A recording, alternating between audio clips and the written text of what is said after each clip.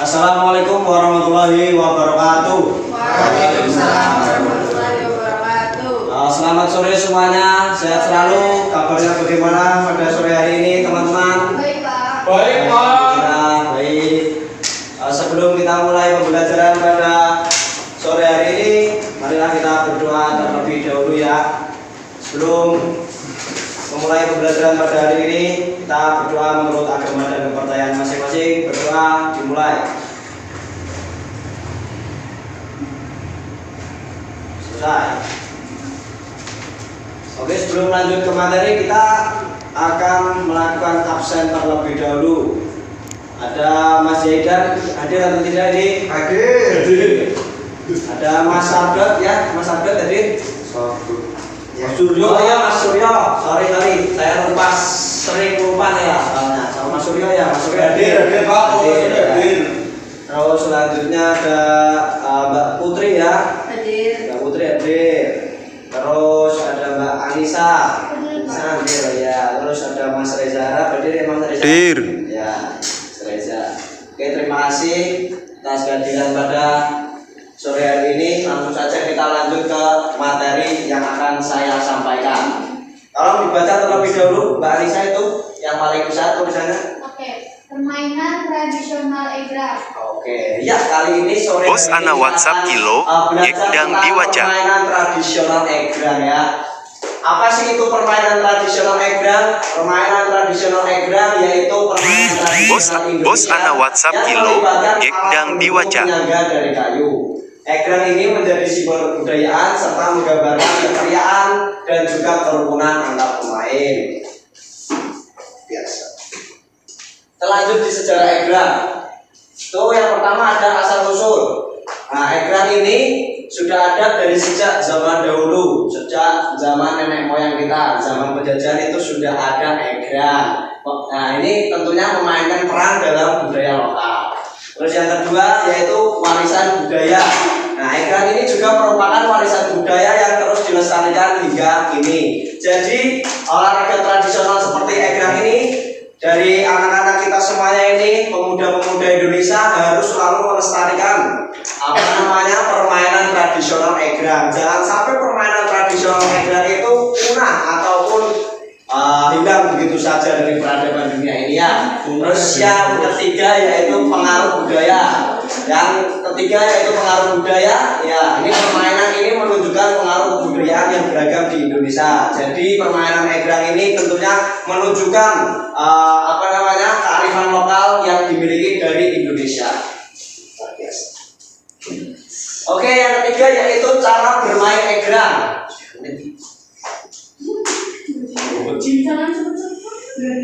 Oke, cara bermain Egrang. Yang pertama itu ada persiapan ya.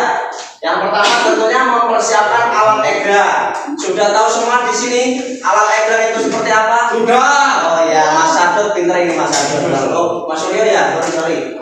Bukannya mirip Sadut.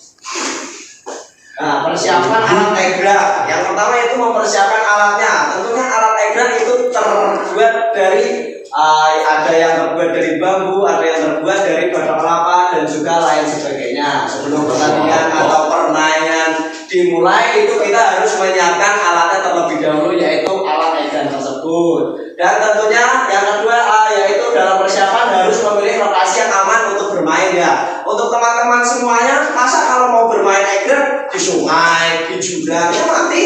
Ya, seperti itu. Jangan, kalau bermain Egrang itu ya harus memilih tempat yang aman dan juga terhindar dari. Yo.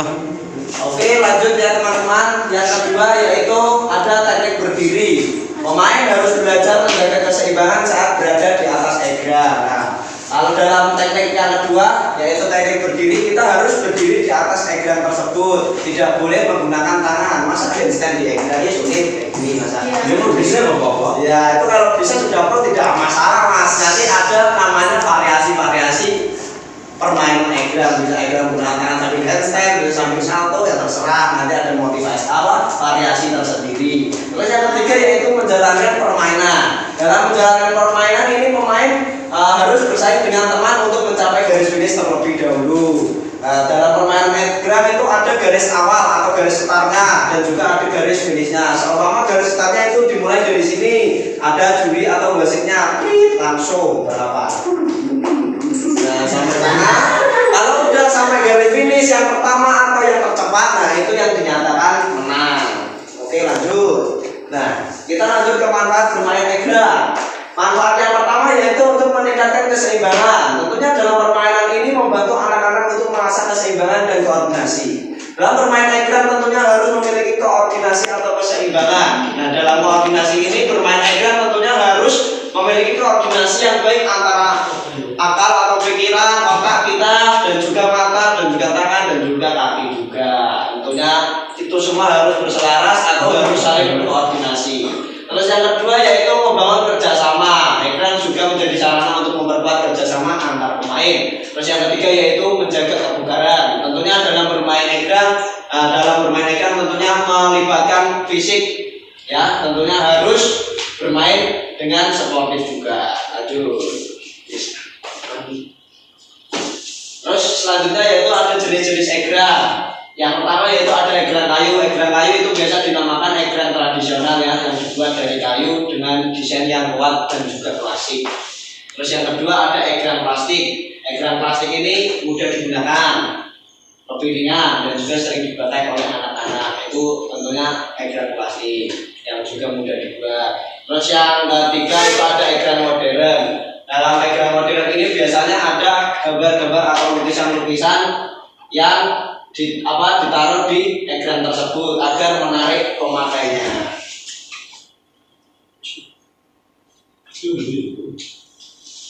Terus selanjutnya yaitu teknik bermain egrang yang baik.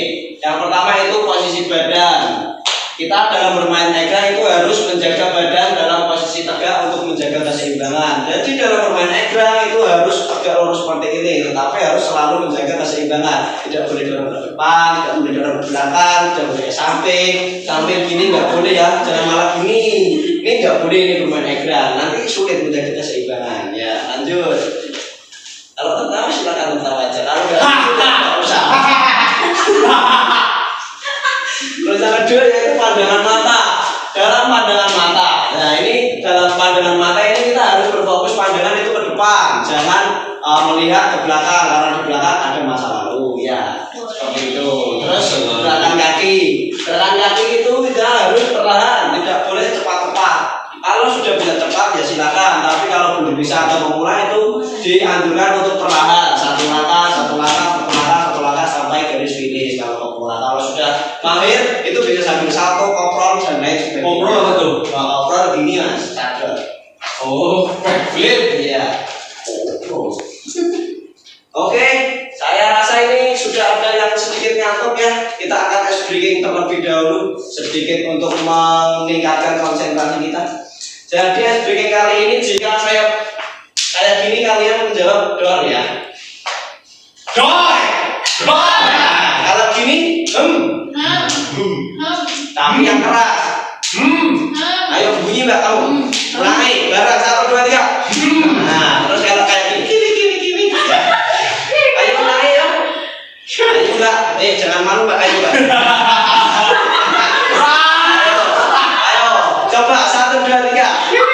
Ya, seperti itu. Gimana kalau ini tadi? Ini. Ya, sekarang dipercepat.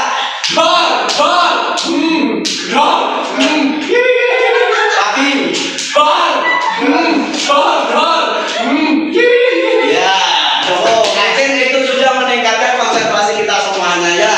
Lanjut, karena sudah kembali konsentrasi kita melanjutkan materi. Ya, materi selanjutnya yaitu melestarikan permainan tradisional egrang. Bagaimana sih caranya kita melestarikan permainan tradisional egrang ini? Yang pertama tentunya dari pendidikan ya.